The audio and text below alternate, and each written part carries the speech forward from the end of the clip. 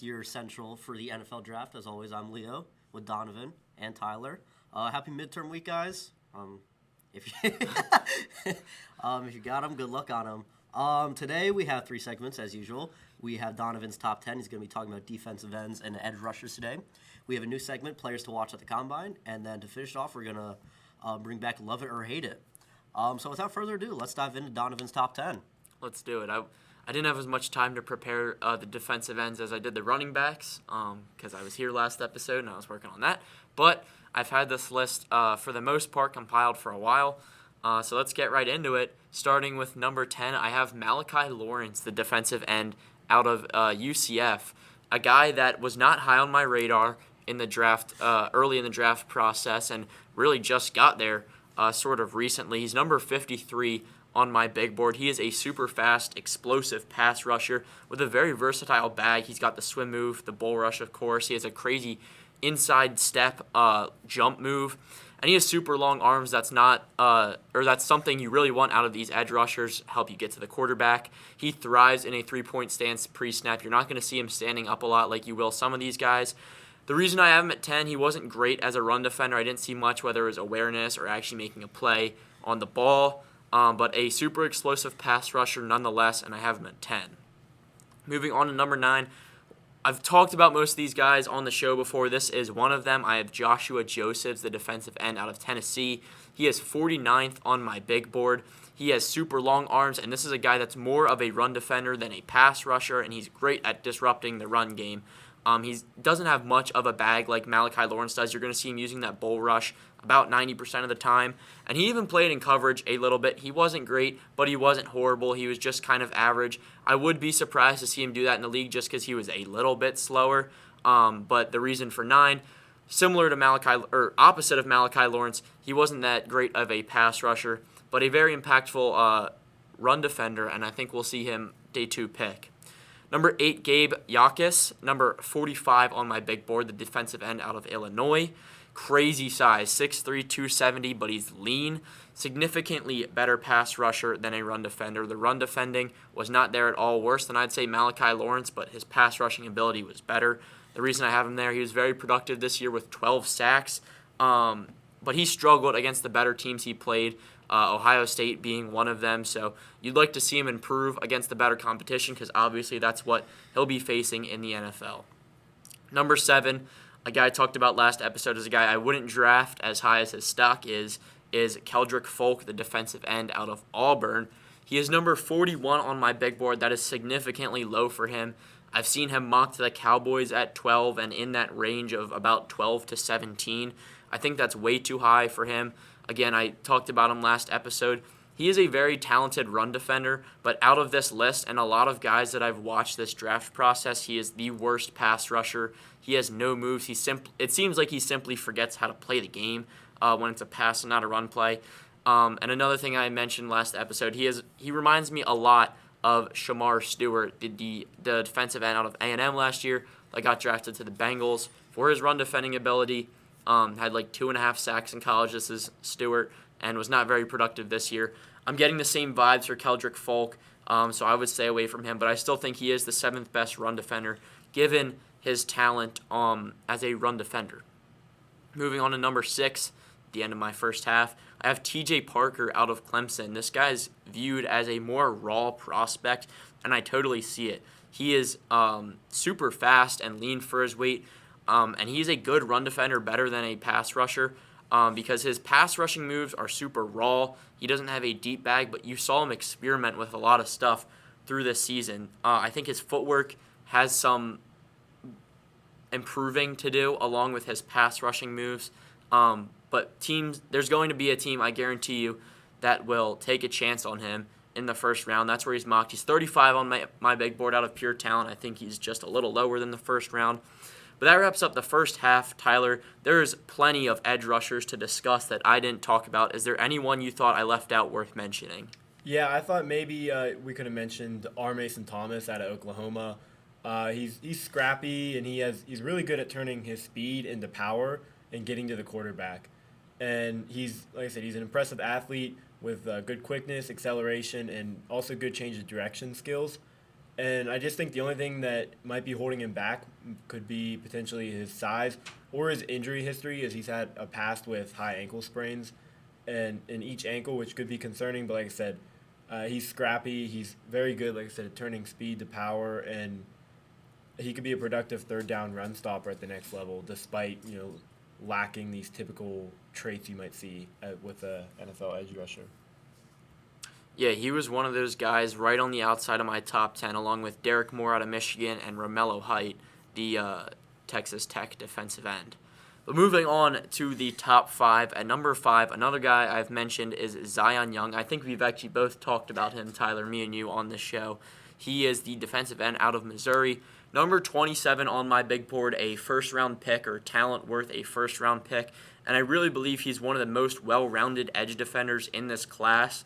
He's super powerful, has great bend, and a nasty inside step. He's a great run defender too. I thought he was a better run defender than better pass rusher than a run defender, but I still think he's a little raw as a pass rusher. And given that he had 8 sacks, I think there's a large amount of potential for him at the next level if he's drafted to the right team, the right defensive coach that can coach him up. But I think this is worth taking a first round pick on. But as I said, we've mentioned him on the show, and specifically his character concerns. So do you think that could play a factor in him potentially dropping to the second round? I do think it could. I think so. He has a DUI, and I think, when you have some of these character issues, it does hurt you. The NFL, they're a strict business, and they take these things seriously. At least they tend to. And what we've seen in the past, like even last year, people were pretty high on Shador, for example. But then it came out after he dropped all the way to the 5th round, like his his team interviews, he was kind of lacking like the character that most NFL teams wanted, and just even so an interview with no history with any crimes or anything. So I think having that against you recently, and with how how the NFL runs, I think it could definitely impact him. We've seen guys with less on their record drop way further. So I don't think he'll drop too far, but I do think it could definitely come into play and be a big factor, whether or not he is a day 1 pick or a day 2 pick. Agreed. And a similar situation we saw was Mike Green last year, the edge rusher out of Marshall, who was, I believe, like second in sacks in the nation. And we saw him drop to the second round and end up with the Ravens. And he led them in sacks this year with, I believe, 9. So still very productive, but these character concerns are something that could play a factor in Young potentially dropping. Absolutely. Can I say something real quick? Yeah, go ahead. Zion Young, the character concerns will definitely hinder him because you're 4 above him. I feel like teams will settle with them before going to Zion Young because of concerns. Also, less teams need like defensive ends, so I think the less of a need for a defensive end plus the character concerns will drop him to the second round. Hate to see it, but that's just how the cookie's going to crumble, I feel. Yeah, and even I'm a little high on Zion Young. So guys like T.J. Parker and Keldrick Folk and maybe even some of these other defensive ends, I think we could still see go above him due to those character concerns as well. But hopefully he nails these interviews at the Combine, which is starting today. The drills don't start till Thursday. But hopefully he can nail those because I think he has a lot of potential and a lot of talent to be a star in the league. Moving on to number 4, the first out of 2 Miami defensive ends on here. I have Akeem Mesidor. He played opposite of Ruben Bain Jr., which means he was left one-on-one a lot, considering Bain is on the other side. He is an absolute beast of a run defender. I thought he was the best in this class, but he's also efficient at getting to the QB. He had 12.5 sacks, which was 3rd in the whole country. Showed off that rip move a lot in this season and had a productive playoffs as well. Obviously not as productive as Ruben Bain, which we'll get into in a second. But we've seen him, he's a super hard hitter in the open field. And I think this is a guy, I have him at 23 on my big board, that a team could take a chance on. We see some defensive ends or just some guys getting reached on in the first round. I think he has potential to be one of those teams' guys and reached on in the first round and potentially go top 20 maybe, but we'll see. Moving on, number 3. Number 3, I have Cassius Howell out of Texas A&M. He is 19th on my big board, so all these guys are going to be top 20. He was another very productive edge rusher. He had 12 sacks this year and 26 across the past 3 years. He is super explosive, super fast at the line of scrimmage, right off the snap, he's right in your face. So he's going to rely more with that speed and finesse more than his power moves. But the power moves are still there. He's a very well-rounded guy. The only knock on him, I thought he was a very poor run defender. But we've seen him roam around the first round. Early in the draft process, he was looked at as a top 12-ish pick. Then towards the end of the playoffs, we saw him more towards the bottom, 30, 31, 32. And now he's sort of just roaming around the first round. Tyler, where do you think we're going to see him land come draft night? So I think he could either be late first round, or if he falls out, he'll be very early second. But I still think he's going to go in the first round. Yeah, I think he's the 2025 SEC Defensive Player of the Year. Can win pass rush battles in a number of different ways.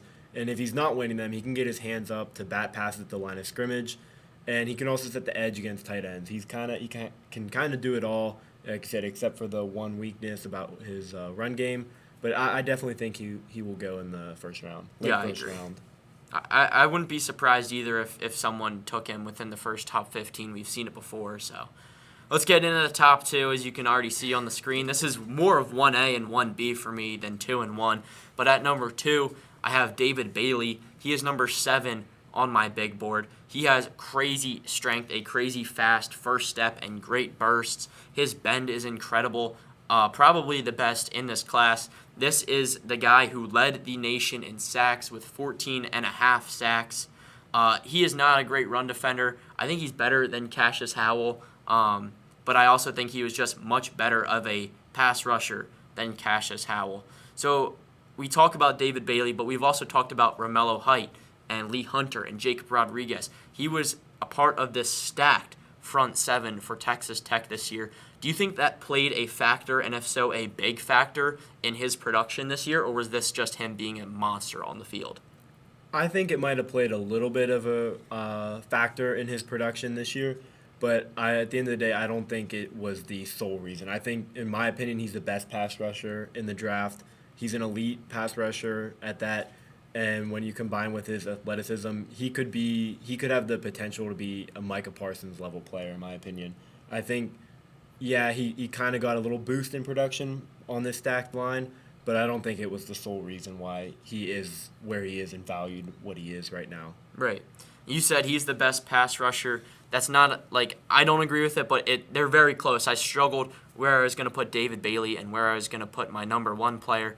But ultimately, I ended up with Ruben Bain Jr. at number 1 out of Miami. He's the third best player, I think, in the draft, number 3 on my big board. I wouldn't be surprised if David Bailey goes above him. Again, I think they're 1A and 1B. But Ruben Bain is super dominant as a pass rusher, a great hand fighter. He was constantly taking on double teams, like I said when I was talking about Akeem Mesidor, and I think he had the deepest bag among this class. That was one of the reasons I put him above David Bailey. But the biggest reason I had him above David Bailey is we saw him dominate this postseason. He had an incredible few games with Miami. Obviously, they couldn't get it done at the end. But how important do you think that was for him, and is that enough to boost him to get picked potentially over David Bailey in this year's draft? I think it was really important. I mean, it's hard to stand out in such an elite defensive end class like we see right here. And I think it was huge for him because he got an extra 3 games ahead. So he got 3 more games to show what he had, 3 more games to perform. And in those games, he excelled. He was extremely efficient. I mean, even in the championship game, he got to Mendoza a lot. Mendoza took some serious shots in that game. And, yeah, I think with him having the postseason that he had, it probably will be the reason he'll be picked ahead of Bailey. So definitely. The only negative with him, I've seen people say he has short arms. I don't care. I think he gets to the quarterback. That's his job. And I think he's going to succeed in the NFL. All right, that's going to wrap it up for Donovan's Top 10. Let's move into our newest segment on the show, Players to Watch at the Combine. Combine starts today, but the drills start tomorrow. So let's head to Tyler for his number 1 for Players to Watch at the Combine. So for my first pick, it seems like we talk about this guy every week on the podcast. It's Ty Simpson out of Alabama, and he's probably the most controversial or talked about player in this draft because he could be as high as a top 15 pick. I've seen mocks with the Rams taking him. He could drop all the way down outside of the top 50. No one really knows. Neither outcome could really shock people. I mean, kind of would shock me if he's in the top 20. But the combine's going to be huge for him. It's going to see his height, weight, hand size, and then they're going to see if he can pass the medicals because he did have some injury concern in the back half of the season. And scouts are going to want to see his passing skills and one of his strengths, he will do great in team meetings. He's a great leader, great guy. I think he'll excel in that, but the combine's going to be so pivotal for where he lands on draft night. If he goes round 1, it's going to be so he's easily like the biggest combine. Like this is going to determine where he falls, in my opinion. Especially with Mendoza not throwing, I think he has potential to really take the spotlight. Yep.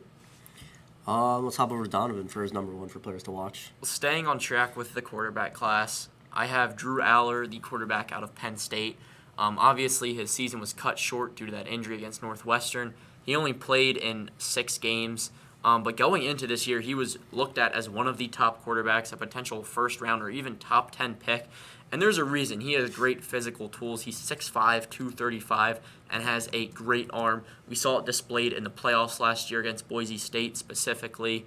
But the reason that he was questioned was his just raw talent, his decision-making, which we saw against Notre Dame in the playoffs, that interception in the last drive where it was a must-score moment that ended their season, right?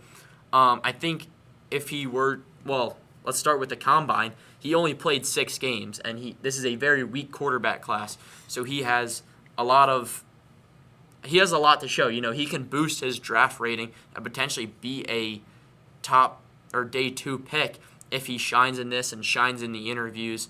I think he needs to sit and be developed. I don't think he's a day 1 starter, but if he can go to a team like the Rams, like we keep saying with this quarterback class, and sit behind Stafford, or just a team where he can sit and learn with these offensive minds, I really think he's going to do well in the league, and I'm going to be interested to see how he does throughout his career and at the combine. Let's hop back over to Tyler. He's going to stay on the offensive side of the ball for this second one. So for my second pick, I have Brennan Thompson, a wide receiver out of Mississippi State. I think this guy might have the fastest 40-yard dash this year at the combine. And he's small. He's only 5'9", 170, which is kind of comparable to Devontae Smith, who's the same weight but 6 feet. But size doesn't really matter if no one can really catch you if you're that fast. He led the FBS this year with 5 catches of 50-plus yards, and he probably would have had at least double that number if he had at least a decent quarterback. And I think he's going to have the fastest 40-yard dash this year, and I think he can really show he could be explosive and versatile. I think I could see him being a speedy slot receiver for a team that's in need of a wide receiver 3, draft a rookie, insert him into your offense, and then just see what he can do. I think he'd be a great option for one of the teams that are in need for a slot receiver. Let's hop back over to Donovan for his number 2. Well, you're going to see a theme with my players, and it's guys who didn't get to play the full season, or in this case, at all. I have Jermod McCoy, the corner out of the University of Tennessee. He tore his ACL in January of 2025 and did not play this whole entire season, which is really unfortunate because he was the top corner heading into this class. And he was so good that guess what? He's widely regarded as still the best corner in this class. And I agree. He's number 10 on my big board despite not playing this entire season. He is super fast and super sticky in man coverage. So this combine is a huge deal for him. He needs to nail it in the interviews, but really nail it in the on-field drills, the 40-yard dash, the cone drill. I think too specifically, if he cooks, he's going to be up there in that top 10, top 15 range. We've talked about him with the Dolphins pick before. I think this is a huge deal for him. Obviously, he's going to take it seriously. I don't need to mention that he should. But this could be a huge rise for him. And, especially the medical part. I was going to say that too because they'd have to go through the medical testing. Hopefully that ACL shows that it's all good. And this could be a huge weekend for him. Absolutely. I think it's still crazy to me. He didn't play this whole season. He's still regarded as a top corner. Yeah. He's that guy. Yeah. He's that guy. And then my least favorite pick in the draft, that stupid The 11. Dolphins. Whatever. Don't get me started. But I can see him going there too. Let's hop over to Tyler for his last one for players to watch at the Combine. So I have Dylan Thieneman, the safety out of Oregon, the transfer from Purdue who went to Oregon and really made a name for himself. And his key play was his interception on Drew Aller in overtime at Beaver Stadium. That was really where he made a name for himself. and I think he's very versatile with his scheme. He can really fit in anywhere scheme-wise, and he brings all kind of value to a defense. He can make plays over the top in coverage or downhill as a run defender. Very, very quick, very athletic, and he could really prove himself at this draft. And he could even climb up to into the first round, maybe. But I think he can really, really excel in this combine and prove what he has and what he can do. Absolutely. All right, Donovan, send us home for players to watch at the combine. Like I said, I have the theme, guys that did not play this whole season. At number 3, I have Caleb Banks, the defensive tackle out of Florida. He played 3 games this year. He still remains at number 21 on my big board. I think he's definitely worth a first-round pick, especially if you're in need of a D-tackle, maybe the Bears if he falls to them. But like I said, only played 3 games, but when he was on the field, he was super dominant. We saw it there, and we saw it in the Senior Bowl in drills. He was cooking in these one-on-ones. He still has it.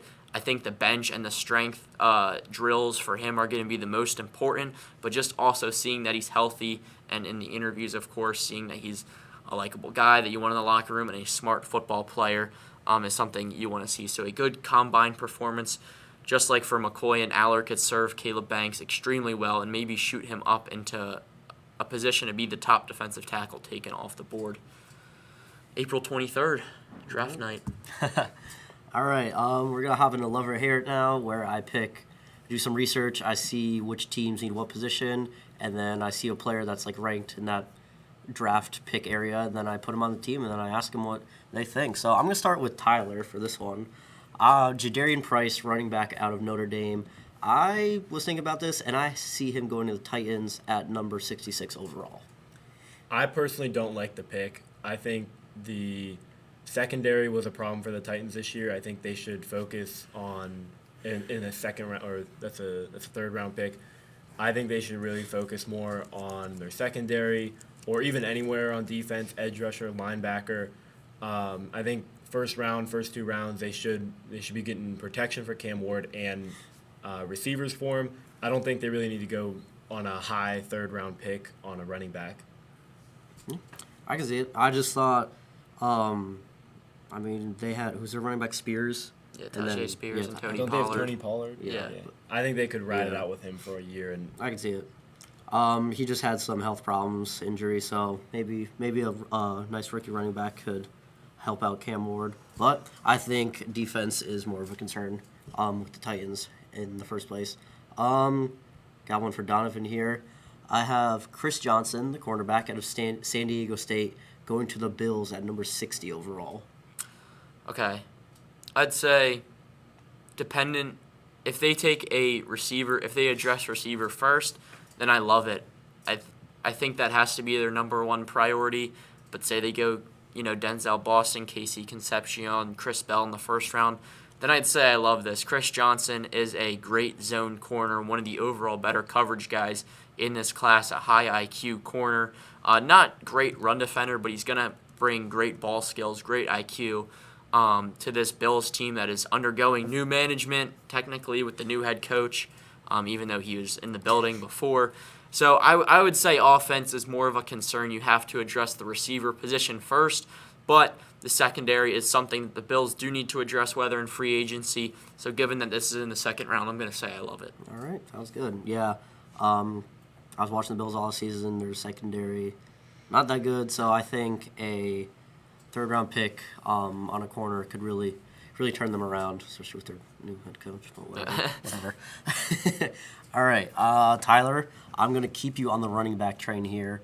Emmett Johnson, running back out of Nebraska, going to the Vikings at number 82 overall. I like it. I think if he's there, it would be a steal for the pick. And I think that the Vikings might be moving on from Aaron Jones. He's getting a little old in age, and he also would have a $14.5 million cap hit. So if they release him, they could save a lot of money, and then they could have him play alongside Jordan Mason, who they got last year, and really have like a good 1-2 combo. So I think if Emmett Johnson's there at 82, they have to take him. I think it's a steal of a pick. And like I said, I think the Vikings could be moving on from Aaron Jones. And even if they don't, he can develop for a year or two. And like I said, he could work alongside Jordan Mason. Yeah. For Donovan here, I saw AJ Halsey, safety out of LSU, going to the Saints at number 42 overall. Personally, I want him to go to the Eagles if we don't take a safety in the first round. But what pick? Number 42. Number 42. Okay, I think that's right around his range. If they go deep, mine's dependent on the first round again because this is a team that's in a rebuild scenario, and I think Kellen Moore's gonna work heavily on the offense, especially in the draft. So if they were to go offense in the first round, I love this pick. Again, the defense needs work too. This is a guy that's going to bring you a lot of energy in the locker room and on the field. He reminded me of C.J. Gardner-Johnson. Super hard hitter. He's making plays on the ball. Great awareness. A little bit of a hothead. Sometimes you need that in the locker room. So if they go, Jeremiah Love in the first round or maybe with a receiver, I'll say I love it. I think Kellen Moore's going to side heavily more with the offense. So I would be a little more surprised if this happened, but I love it. All right. Yeah, I think if they do take Jeremiah Love, you got key offensive guy, and then you can put a little piece down on defense, really just give you a boost. So Saints had 42. So Tyler, the Bengals right before them have the 41st overall pick, and I have them taking Dylan Thieneman, safety out of Oregon that you just talked about. Yeah, I think it would be a perfect fit for them. I really like this pick. As a Steelers fan, I don't like it, but from a Ravens fan, I don't like it either. neutral perspective, very good. Like I said, he's versatile, can fit into any scheme.